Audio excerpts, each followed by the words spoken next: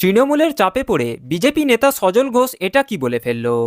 বিজেপির বড় নেতা এবং কলকাতা পৌরসভার কাউন্সিলর সজল ঘোষ তৃণমূল নেতার ভয়ে যেই কথা বলে ফেলেছে তাতে বিজেপি পার্টিরই বিরাট বড় সর্বনাশ হয়ে গেল। বিজেপির বড় নেতা সজল ঘোষ তৃণমূল নেতার ভয়ে বিপদে পড়ে কি বলে ফেলেছে তাতে বিজেপি পার্টিরই কত বড় সর্বনাশ হলো, এই ভিডিওটি ধৈর্য ধরে শেষ পর্যন্ত দেখলেই প্রমাণ পেয়ে যাবেন। প্রথমে দেখুন কলকাতা পৌরসভার স্বাস্থ্যকেন্দ্রকে নিয়ে তৃণমূল নেতা কি বলছেন এবং শেষে দেখুন তৃণমূল নেতার ভয়ে বিপদে পড়ে বিজেপির বড় নেতা সজল ঘোষ কি বলে ফেললো, তাতে নরেন্দ্র মোদী এবং বিজেপি পার্টি এখন কত বড় বিপদে পড়ল। 144 ওয়ার্ডের কলকাতা পুরসভা, প্রতি ওয়ার্ডে পুরসভার একটি করে নিজস্ব প্রাথমিক স্বাস্থ্যকেন্দ্র রয়েছে।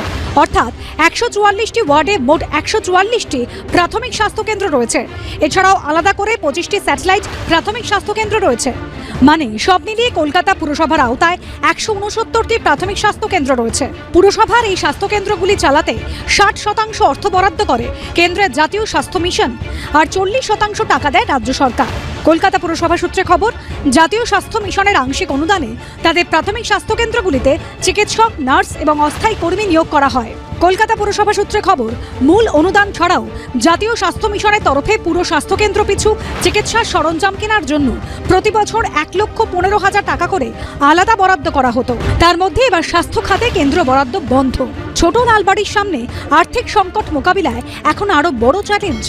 প্রাইমারি হেলথ কেয়ার কোনোদিন এই সমুদ্র একটা রঙের কালার নিয়ে কেন স্বাস্থ্যকেন্দ্রে মানে হলুদ আর কালার হয়নি, সেই কালার হয়নি, তার জন্যে রাজ্যের স্বাস্থ্য প্রাইমারি হেলথ কেয়ারের টাকা বরাদ্দ আটকে দেবে, এটা অত্যন্ত গত 8 মাস ধরে কেন্দ্রীয় সরকারের জাতীয় স্বাস্থ্য মিশন প্রকল্পের টাকা বন্ধ।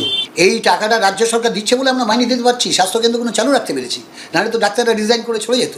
ফলে ওই টাকাটা ধরলে, যদি ওই টাকাটা বরাদ্দর টাকাটা ধরি, তাহলে কলকাতা পুরসভার স্বাস্থ্যকেন্দ্রের বাজেট আরও 25% বেড়ে যাবে। সেরকম এটা হয়তো ঠিক কথা যে টাকা পাচ্ছে না, টাকার হিসেব দেবে না, টাকা লুট করবে, এইখানকার টাকা অন্য খাতে খরচা করবে। তারপরে যদি মনে করো যে কেন্দ্রীয় সরকার সেখানে টাকা দেবে, কেন্দ্রীয় সরকার টাকাটাও তো আর মোদিজির ঘরের টাকা নয়।